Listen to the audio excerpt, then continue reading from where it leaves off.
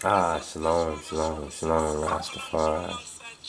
Yes, so in this Shalak Laka, Talak Lekalachihu, you know, Talak Lekalachihu. And as Josh says, as he told Moses to send out men, so just going over this part, we begin to understand in this Torah portion that the people go from, that generation that turned 11 days into 40 years. That the people actually go in this Torah portion from a people who didn't have that faith and didn't have that stronghold in the heart to, in the book of Joshua, they're actually having that faith and that heart to actually enter into the land. The only problem was that the previous generation had to perish, or, as they said, they had to die in the wilderness because of their lack of faith. Now, the interesting thing that in Numbers chapter 14, basically what the men and the 10 scouts that was sent by Moses, these 10 scouts out of each tribe, being heads out of each tribe, because they were famous men out of each tribe, and so they had a powerful influence also on the people. You see what I'm saying? Just like today, it's the same thing. You know what I mean? It's those brothers and sisters with those really powerful influences. Now, what happened was that the 10 scouts ended up, discouraging, basically coming back with that false report, because they went and basically, the word in Hebrew is karata. Karata, they cut down, beautiful fruit. And it showed that the spirit that the people have to go forth is in the roots. It's a beautiful fruit. It's a beautiful fruit, that willingness, the grapes of Eshcol, that representation in those grapes when that fruit is used wisely in wisdom. But when the fruit is used badly, when that spirit is used badly, they basically cut themselves off, like to cut their courage off, those grapes, that tree that they cut down, that they call Eshcol, in the valley of Eshcol, I believe, in Numbers 14. That's a signification of the people's courage right there. Now, even though that generation in the murmuring, and then they even saying that their little ones would be prey to the enemy, going about to say that their little ones will be prey to the enemy, and Jah sought to prove them wrong. He even said it himself. He said that because you said your little ones will become prey, them will I save. But then those who had that spirit, the children who were of their generation, who had their spirit, that they would fail Nafal in the wilderness. You know what I mean? That their figure would Nafal in the wilderness, and this is their own doing. This is what they wanted. So of course you had those that will fall.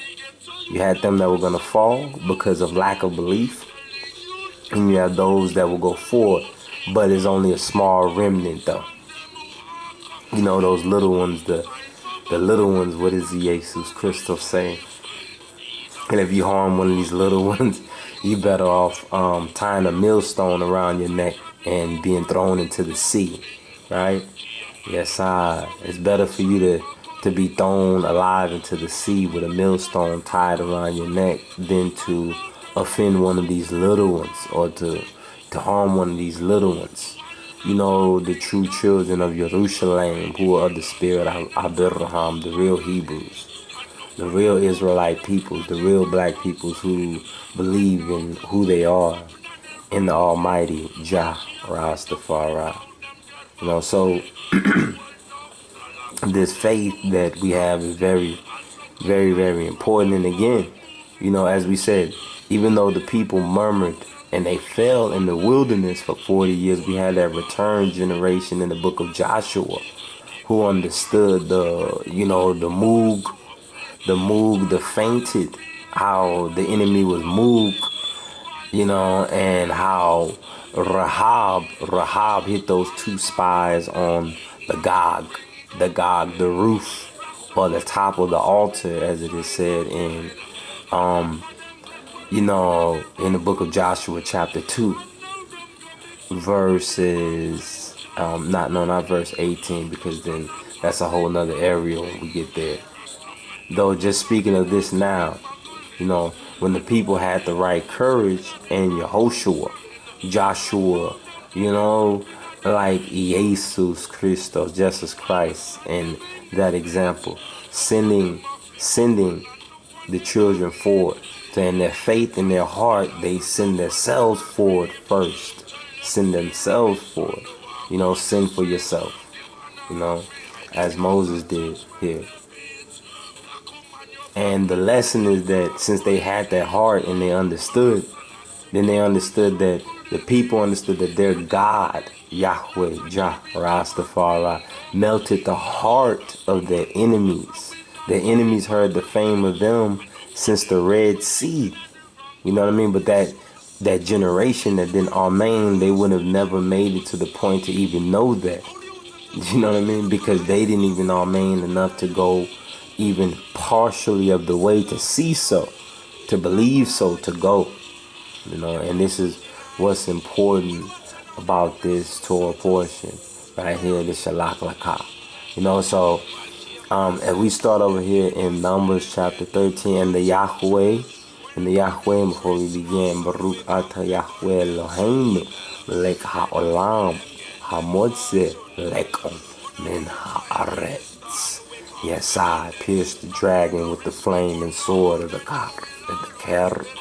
You know what I mean? The carrot. As interesting was that word that they call the racist terminology they use try to use for the Africans and stuff like that. What they call the kafir or whatever. Interesting because there's a word in the Hebrew called kafir that basically means like the covering. It's a covering, and there's other things too. There's other things I think that you know, and we have to go look that up in the moment of bringing that forth. You know, just remember that kafir. In ancient Egypt, they had the kefra. You know, yes, so signaling that oath, that walk, that way, that life. You know, standing that truth, and Amen in Yahweh that He will bring us up out of this captivity. You know, we won't have to worry. We'll be brought out this captivity. You know, yes, I. So, speaking here in Numbers chapter 13, and the Yahweh spake to Moses, saying, send thou men that they may search the land of Canaan, humiliated.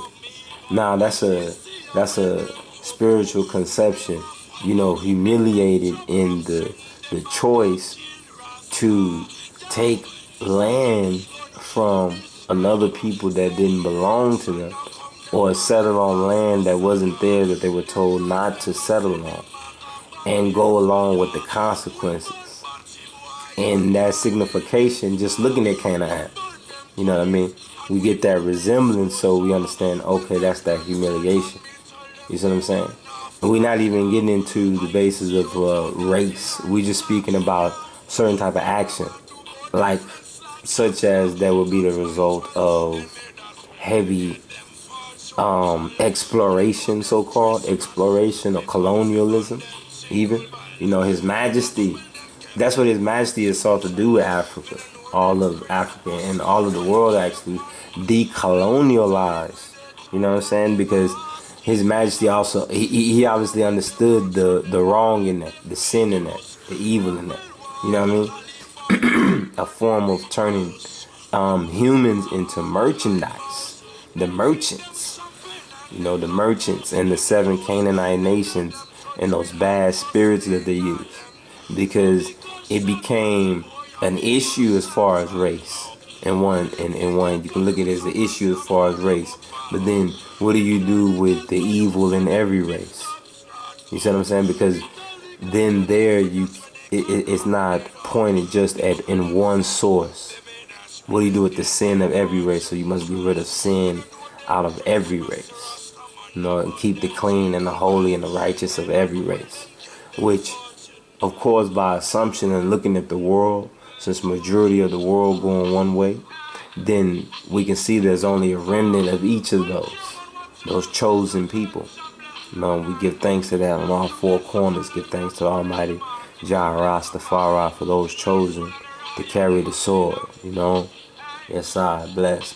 Yes I. So in this Numbers 13 right here, and the Yahweh spake to Moses, saying, send thou men that they may search the land of Canaan, which I give to the children of Israel. Of every tribe of their fathers shall you send a man, everyone a Nasi, an exalted one, a king or sheikh, a rising mist, a captain, a chief. Now this is when Yahweh says this. This is when Yahweh says this. Now remember when they wanted to go back to Egypt, they only wanted a captain. You know what I mean? But this is to say a Nasi, you see? We have to look at that word they were using for captain, if it's even the same word. We're not sure if it's even the same word in the Hebrew. But Yesai, Yeshua, Shalom.